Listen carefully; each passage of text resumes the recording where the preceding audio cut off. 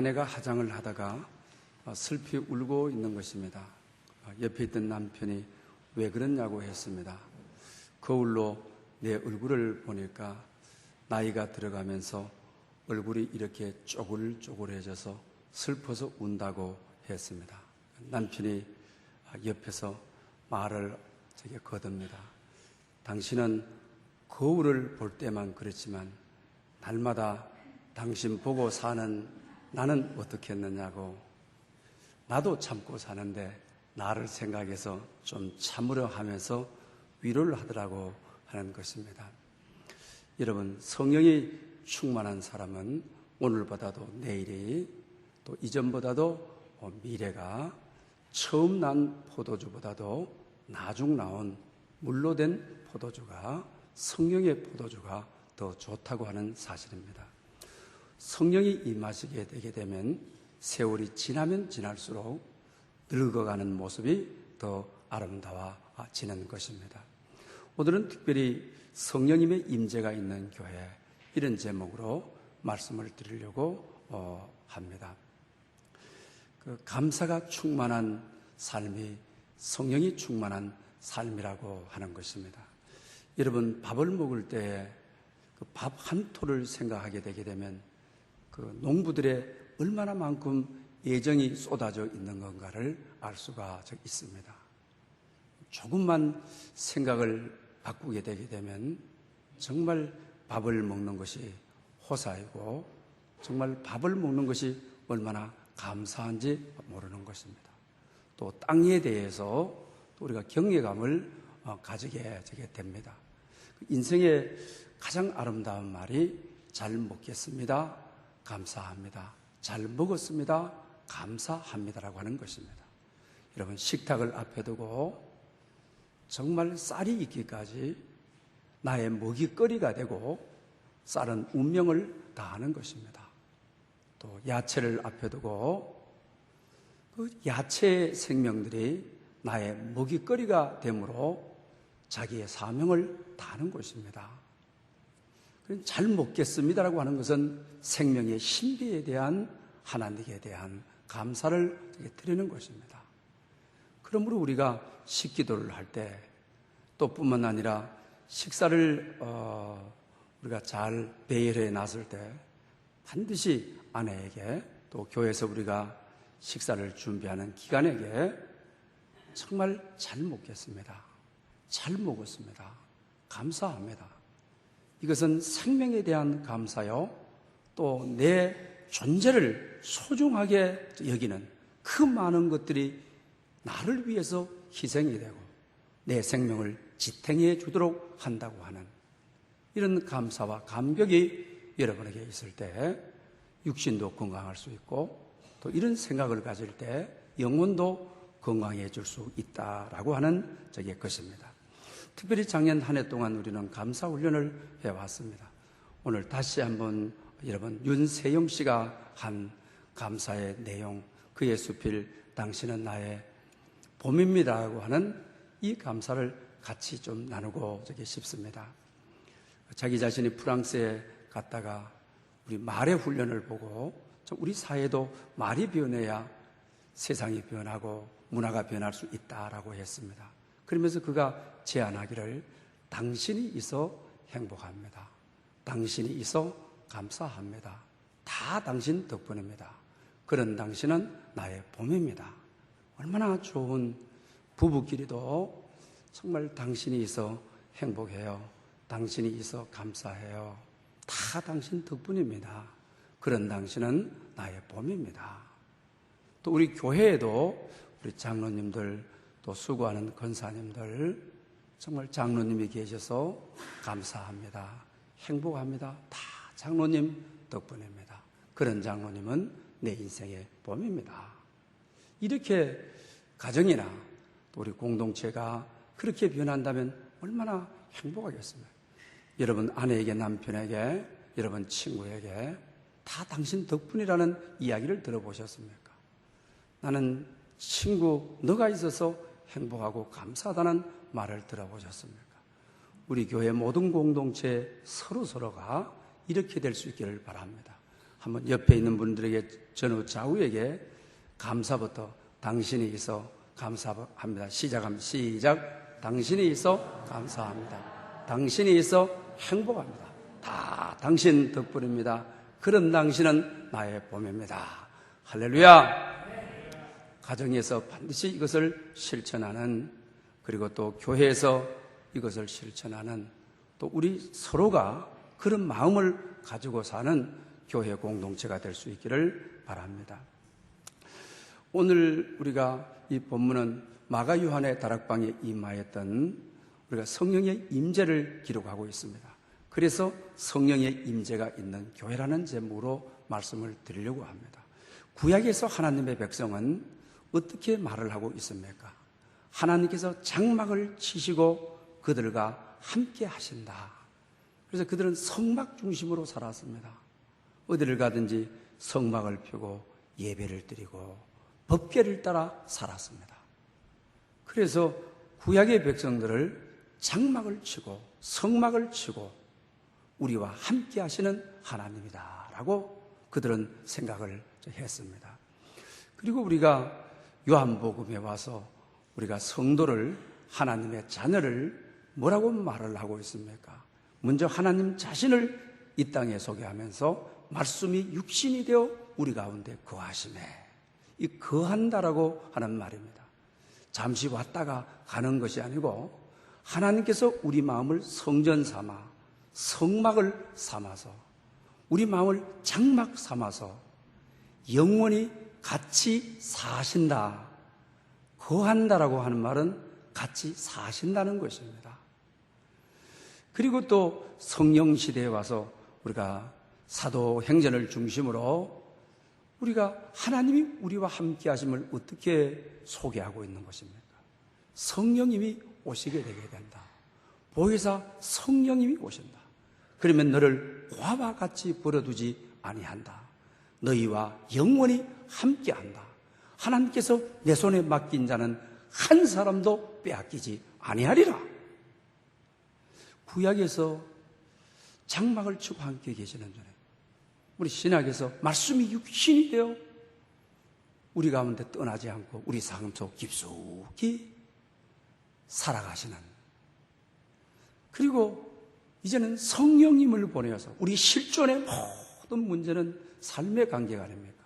삶의 아픔이 있고 갈등이 있고 삶의 얽힌 문제가 있고 설친 문제가 있고 눈물이 있고 삶의 모든 실존의 문제는 성령님이 임하심으로 해결하는 것이 아닙니까? 성령님이 떠나가게 되게 되면 우리는 아무것도 아니지 않습니까? 그래서 오늘 본문 마가 요한의 다락방에 정말 급하고 바람 같은 성령님이 불어와 이 마가 요한의 다락방을 가득하게 했다고 하였습니다.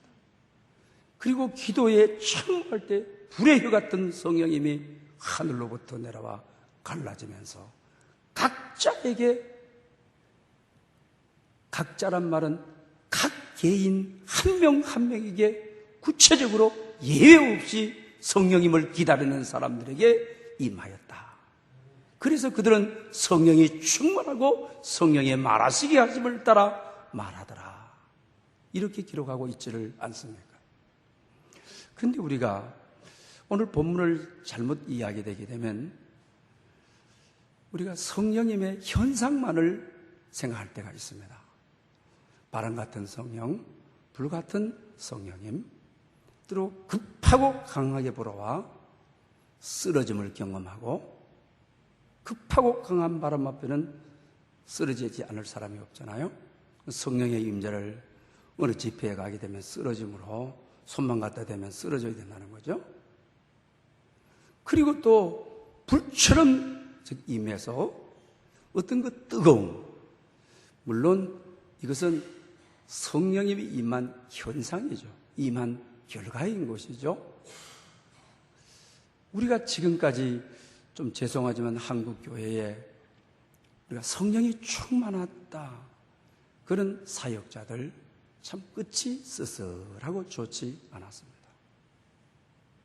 또 교회 안에도 기도 많이 한다, 성령이 충만하다 그분들의 말로가 그렇게 좋은 분들이 없었습니다. 물론 성령님을 강조해서 교회 역사가 일어나고 세계 대표적인 교회가 되고, 그런데 말로에 우리는 너무나도 안 들어가야 할 때 드나드는 모습이라든지, 그리고 말로에 여러 가지와 연로되어 있는 불의 사자라고 했던 한국교회.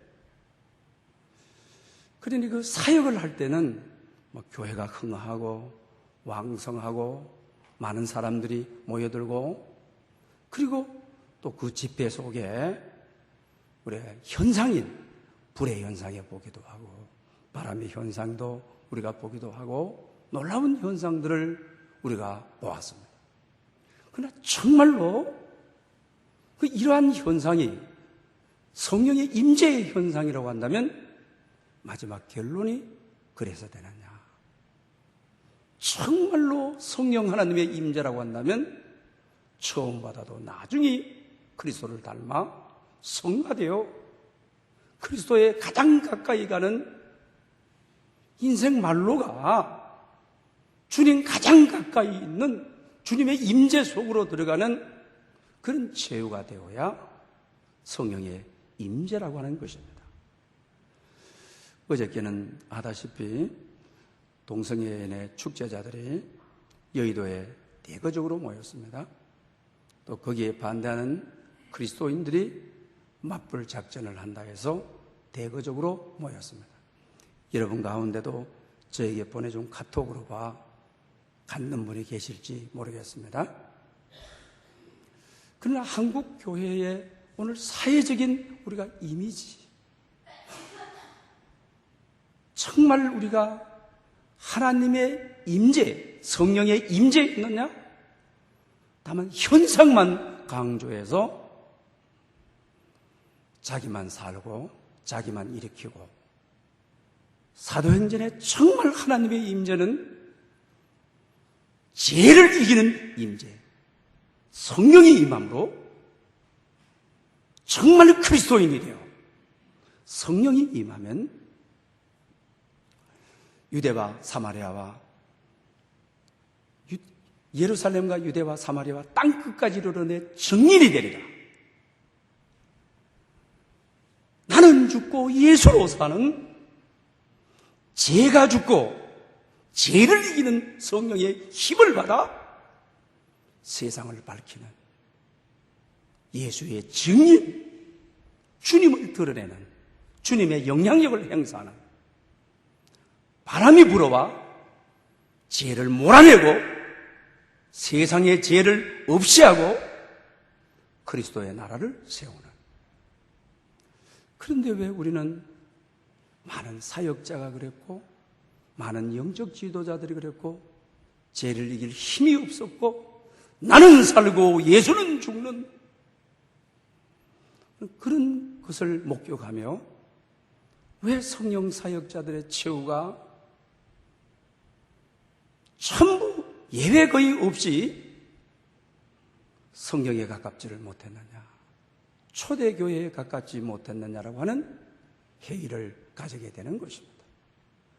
어쩌면 방언도 하고 쓰러짐도 있고, 그러나 아직까지도 나는 죽고 예수가 살아 예수님의 증인이 되어 세상을 밝히는, 세상의 죄를 몰아내는, 세상의 어둠을 몰아내는 증인으로 나타나야 되는데, 나는 뜨겁고 나는 불이고 급하고 감무한 바람 앞에 나는 굴복한 경험도 있고, 이것이 내 자랑이 되고 나를 살리고 나를 드러내고 내가 은혜 받은 자고 내가 기도하는 자고, 성령의 사람은 철저히 나는 죽고 예수가 살아야 사도행전의 내용이 바울이 개척한 교회들이, 바울 자신도 교회를 개척해놓고 오래 머물지 않았습니다. 3년 반이 머문 교회가 가장 오래된 교회였습니다. 왜? 갈라디아 교회 같은 경우는 천사처럼 대접해 줬다 했습니다.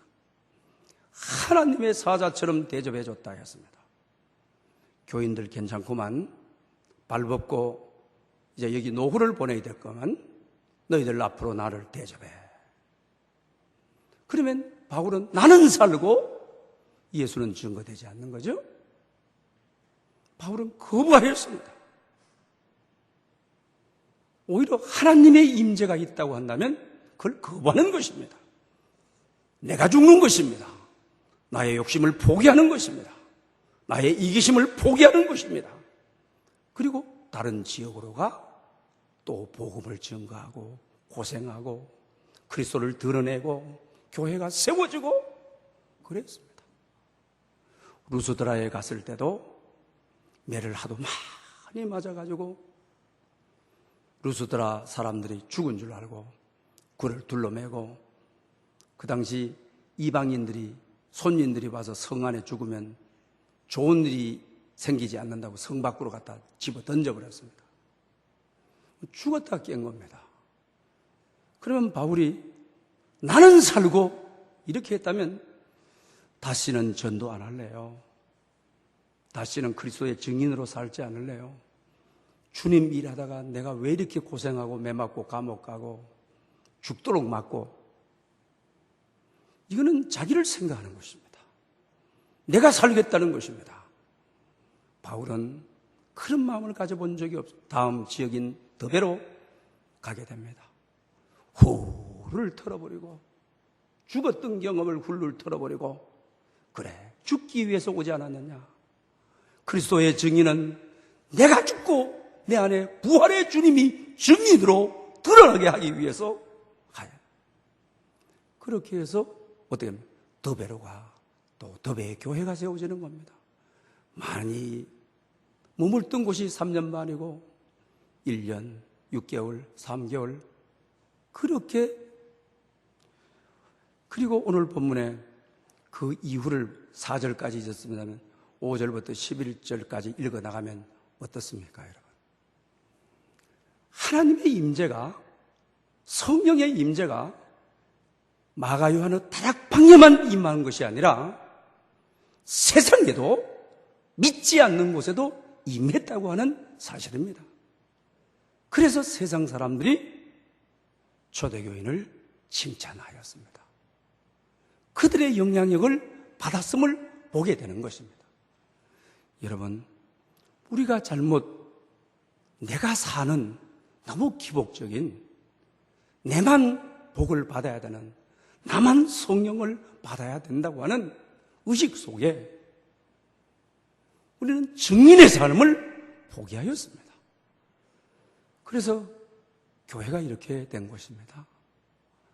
교회도 여러분 어떻게 했습니까? 이 시대의 칭찬을 받기 위해서 정말 그리스도를 드러내는 삶을 살지 않았지 않습니까? 교회가 조금 되면 교인들에 갈 무덤부터 샀습니다. 이제는 법적으로 그렇게 될 수도 없죠. 자기 땅이, 자기 산이 있다 할지라도 그렇게 할 수도 없죠. 그러니까 전부 교회들마다 금매다. 그리고 또 어떻게 했습니까? 기도원, 저 좋은 장소에 가가지고 불교나 산으로 들어가는 것 아닙니까?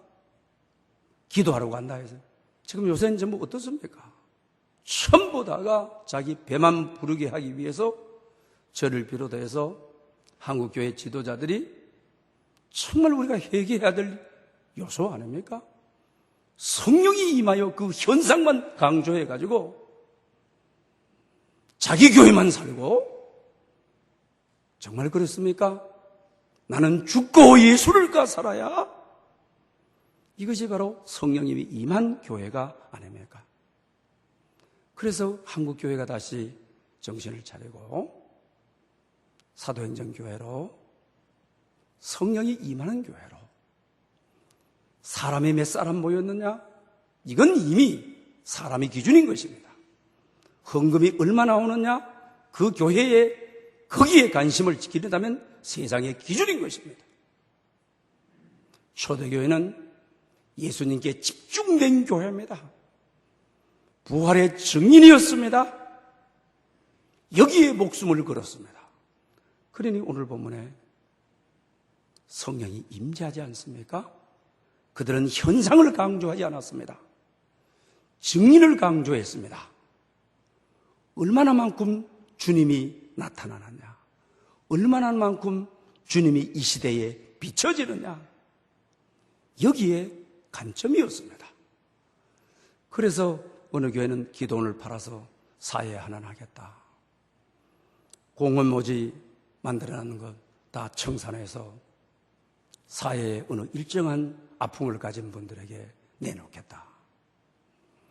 이미 때늦은 반성이 너무 교회가 매를 맞고 너무 아픔이 너무 깊어졌고 정말 우리는 보이는 현상에만 관점을 가지고 살아왔습니다. 여러분, 누가 왔느냐 안 왔느냐가 아니라 정말 우리의 마음이 부활의 주님께 집중되어 성령의 임재가 있는 급하고 강한 바람이 불어와 우리의 아픔을 치유하고 우리의 상처를 치유하고 우리를 만져 감동하고 정말 우리 인생의 목표요, 우리의 인생의 방향인 주님을 구체적으로 인격적으로 우리가 만나고, 그리고 정말 증인은 무엇보다도 이 시대에 빛이 되고 소금이 되고 이 사회에 다시 희망이 되는, 내가 갖지 못하더라도 지금까지 교회가 주님 이것 주세요, 이것 주세요, 이것 주세요, 이것만 우리가 배워가지고 정말 주님은 나는 가지지 못할다 할지라도 주님이 드러나게 해 주십시오. 내가 가난하게 살더라도 이 시대가 그리스도의 증언될 수 있는 시대가 되게 해 주십시오. 나는 십자가를 지더라도, 나는 고생하며 살더라도 하나님의 정의가 하수같이 흐르는 나라가 되게 해 주십시오.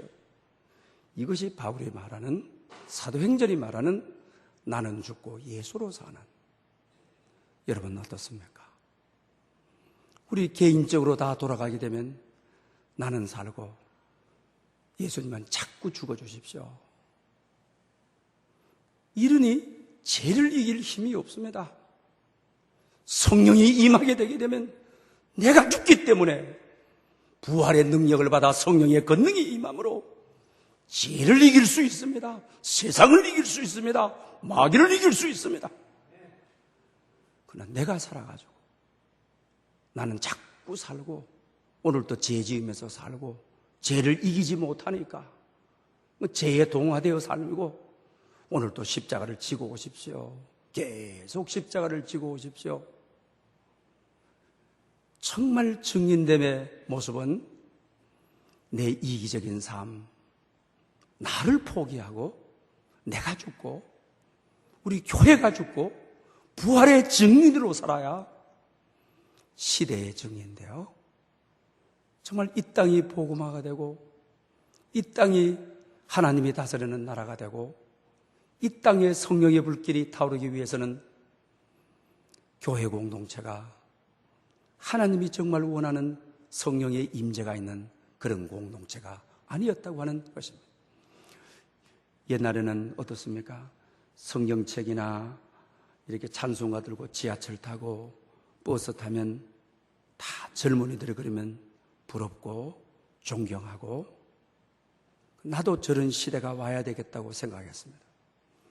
요새는 지하철 타고 버스 타면 이거 딱 끼고 올라오는 사람 없습니다. 옛날에는 지하철 타면 또 어떻습니까? 뭐 전도지 하나 가지고 그냥 불신지옥 하면서 난리 여러분 내죠. 요새 어떻게 하십니까? 한 사람 지하철에서 신고하면 그 다음 역에서 와서 데리고 갑니다.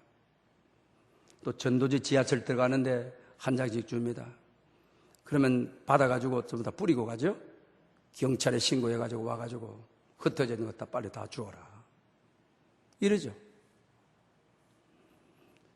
어쩌다가 우리만 배부르고 내만 잘 되고 나라가 피해자가 되든지 공동체가 피해자가 되든지 우리는 성경의 근본 정신을 너무나도 멀리하였기 때문에 오늘 교회가 하고 있는 방법을 상식으로 알고 이것이 일반으로 알고 이것이 믿음의 길인 줄 알고 살아가고 있는 것입니다. 아모스 선지자가 그리울 때입니다. 내 기도를 들어달라 하지 않고 이 나라 이민족에게 공의가 흐르게 내 기도를 들어주시지 않더라도 나는 죽더라도 하나님께서 이 땅을 회복시켜 달라고 했던 것처럼 정말 그리스도의 증인은 자기를 비우는 겁니다. 자기 것을 내려놓는 것입니다. 이 모습이 너무 사회에 진하게 교회 모습이 보여버렸습니다. 언론도 귀를 기울이지 않습니다. 정치인도 귀를 기울이지 않습니다. 경제인들도 귀를 기울이지를 이제는 않는다고 하는 것입니다. 어느 안수 집사의 고백입니다.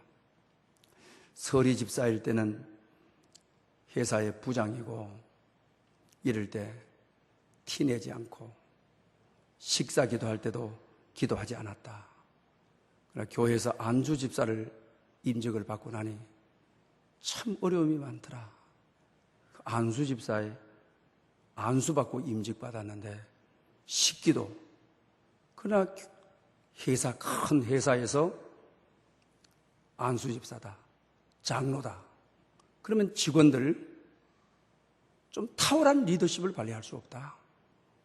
좀 억압적인 리더십을 발휘하려고 하면 참 안수 집사가 교회 저 장로라면서 밥 먹을 때 기도하면서 우리를 저렇게 대해 인간 이하로 대해 진급의 장애가 되더라. 또 뿐만 아니라 행동에 많은 장애를 주더라. 리더십을 발휘하는데 대단한 제약을 주더라. 그래서 계속 숨기고 그리고 안수 집사가 식기도 안 하고 밥을 먹을 수가 없으니까 밥은 타놓고 화장실에 잠시 가서 화장실에서 식기도 하고 와서 먹었다. 그리고 나서 안수 집사님들이 교회에서 40일 특별 새벽기도를 하는데 이분이 새벽기도 중에 참여하며 사도행전을 같이 한 장씩 강의해 갔는데 성령의 기름 부으심을 경험했습니다. 하나님의 임재를 경험하게 됩니다. 그리고 나서 희롱을 당하더라도 욕을 먹더라도 리더십의 장애가 되더라도 성령이 임하니까 그리스도의 증인이 부활의 증인이 옛날에는 진급 안 되는 진급 안 되니 내가 살고가 아니라 진급이 안 되더라도 내가 죽더라도 이 회사에서 쫓겨나더라도 내가 죽고 예수님이 산다면 부활이 증언된다면 그 길을 택하게. 그래서 신우회를 조직하고 그 다음 한 달에 한 번씩 목사님들을 모셔서 예배를 드리고 그랬다. 그리고 나니 자기 삶이 정돈이 되더라. 자기 가정에 변화가 오더라. 자기 주위에 변화가 오더라. 그렇습니다.